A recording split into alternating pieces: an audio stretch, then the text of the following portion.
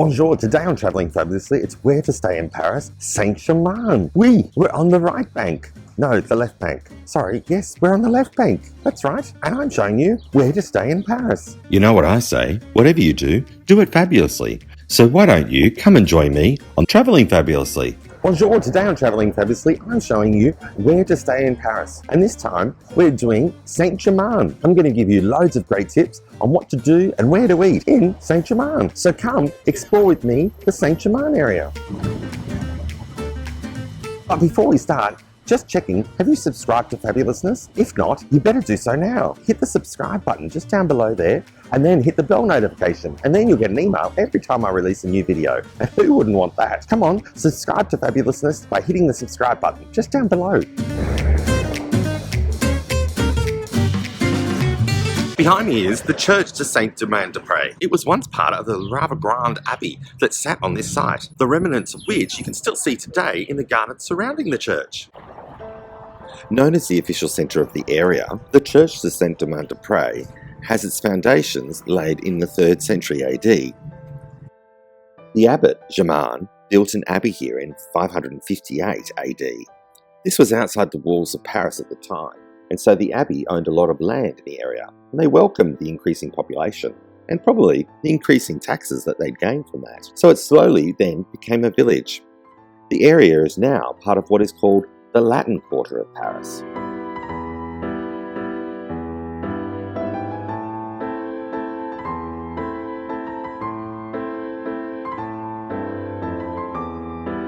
A little known fact is that Catherine Medici sought refuge in the abbey during the plague. She didn't want to get the plague. Her and Charles IX. That would be King Charles IX. So she thought that would be a safe place to go live. Now that it's not being used as a refuge for the plague, it is one of the many churches in Paris that offer a range of concerts throughout the year. Don't forget, if you like this video, press the like button and share them around with your friends. I love to be shared around.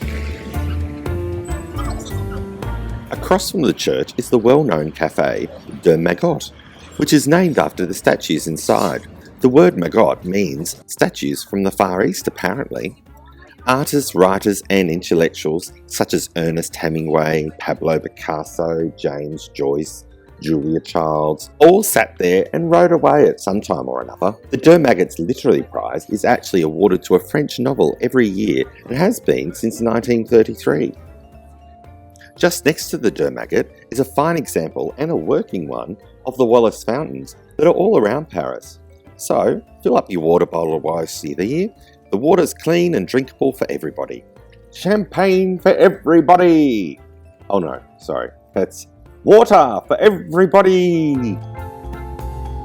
Other artists and writer hangouts in the area include the very popular cafe de Flore and Brasserie Lipp, just across the road, which is supposedly where Hemingway wrote his novel A Farewell to Arms.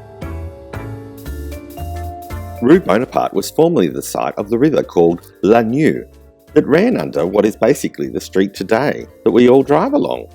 We could have gotten a boat here in the past. That would have been fancy. Just another great example of how really there is no occupational health and safety here in France. My family heritage actually is a bit Czechoslovakian, apparently. And at number 18, Rue Bonaparte, I found out a really interesting fact. Here is where the first provisional government of Czechoslovakia was founded in 1916, right here in Paris, on this very spot.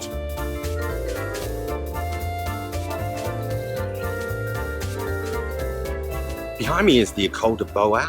It taught many a famous artist. I kid you not. That's right. Just up Rue Bonaparte is the School of Beaux Arts, which taught artists throughout the years such as Delacroix, Fragonard, Monet, Renoir and Sisley. At the turn of the century, this was one of the most prestigious art academies in the world, apparently. And whilst you're in the area, you might as well check out some of the art galleries and antique stores.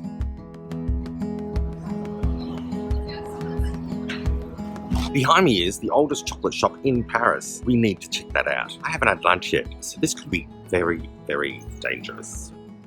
There is much debate about this chocolate shop being the oldest chocolatier, but they believe the shop opened its doors in 1800. Marie Antoinette is said to love their chocolate. She said that they made her medicine go down much more easily, and that's the excuse I use to this very day for eating chocolates.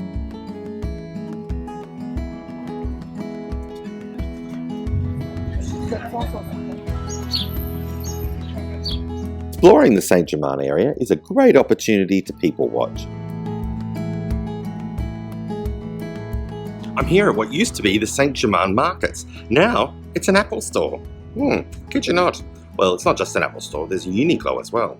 This area is not, in my opinion, the best area in Paris to get great food.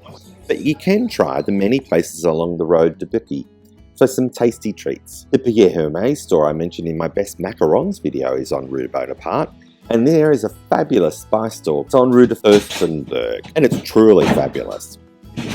Saint-Germain is also the name of one of France's most popular football teams. So, if you're looking for a well-built man that plays with balls, then you've come to the right place then, haven't you? I'm a burly man that plays with balls. I'm at the area around Saint-Sulpice, and it's one of the most expensive areas to live in Paris. If you've got to spare €25,000 per square metre, then you could probably buy something around here.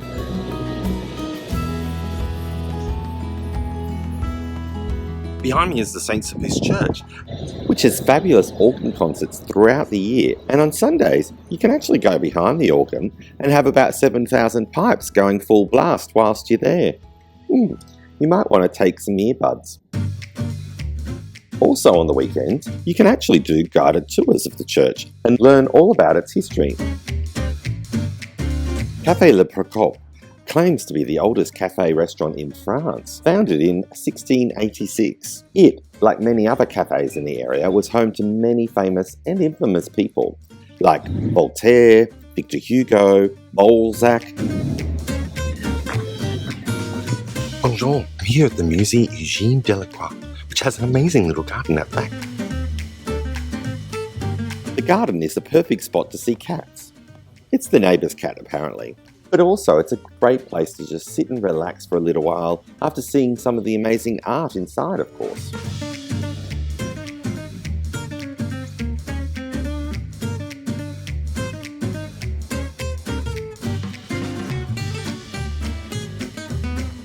Behind me is L'Hotel, which is actually a very zhuzhy, we love that word, 5-star hotel. It's also the site of where Oscar Wilde died. A pauper. Wasn't a 5-star hotel then. Nope. Poor Oscar. So I hope you've enjoyed this episode of Where to Stay in Paris, Saint-Germain area. If you liked it, press the like button. Share me around with your friends. I love to be shared around. Remember, as I say, whatever you do, do it fabulously. With me, of course, on Travelling Fabulously.